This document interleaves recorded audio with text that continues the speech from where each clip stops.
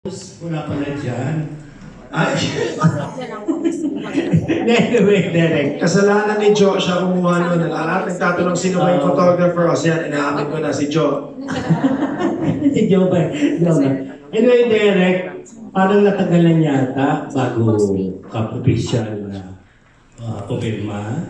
Tinatasan mo ba yung talent mo? Walang ganun. Actually, yung first meeting, it was really nice kasi together with these beautiful ladies over here, my parents were there. We had a great evening.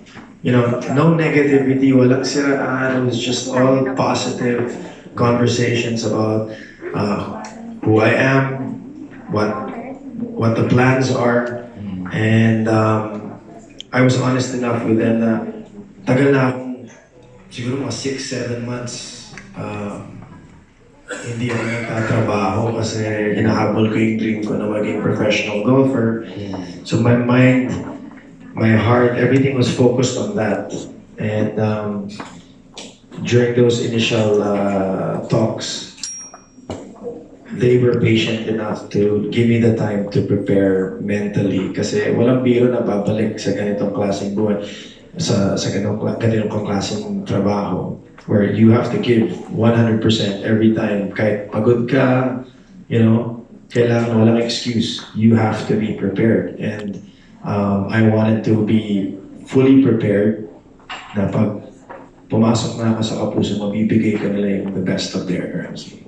Ano naramdaman mo noong nakatumuntong dito sa year? It was weird kasi 2000, I think 2002, 2003, first time ko pumasok sa building na to. And every time, after that, I'd be driving past.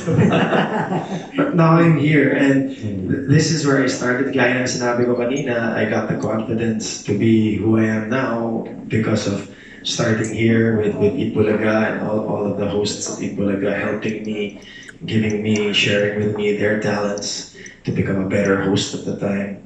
But yung importante dun was to give me confidence kasi nahihiya talaga ako sa harapan ng camera.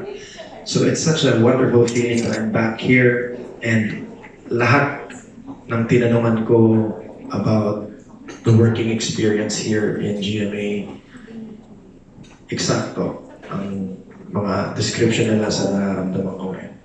Nung una namin nakausap, natuwa ka dahil nga sinasama yung parents mo sa mga meetings and everything. So, you're planning to go to play golf na lang sana? I was looking at that next chapter in my life. I have businesses outside, but medyo late to chase and pursue a dream of becoming a pro golfer, but I really wanted to. And alam niyo naman, when I set my mind onto things, I give 200%. And kasama ko si Paring John na nanalo kami when we represented the Philippines in Cleveland, Ohio. Nanalo kami doon. First, kailangan mo manalo sa Pilipinas and nanalo kami dito. We were sent abroad and we won. And we got to meet Jack Nicklaus, the greatest golfer of all time. So, yung bonding namin ni John was on another level there that really solidified our friendship. But the best feeling for an athlete is when you represent your country, and to do it with such a great actor and friend is why siya lang yung isa sa... I have a lot of trophies in the house, but lahat sila, they're all put away. But the trophy that I got there naka-display kasi it really means something to me. And so yun ang hinahabol ko.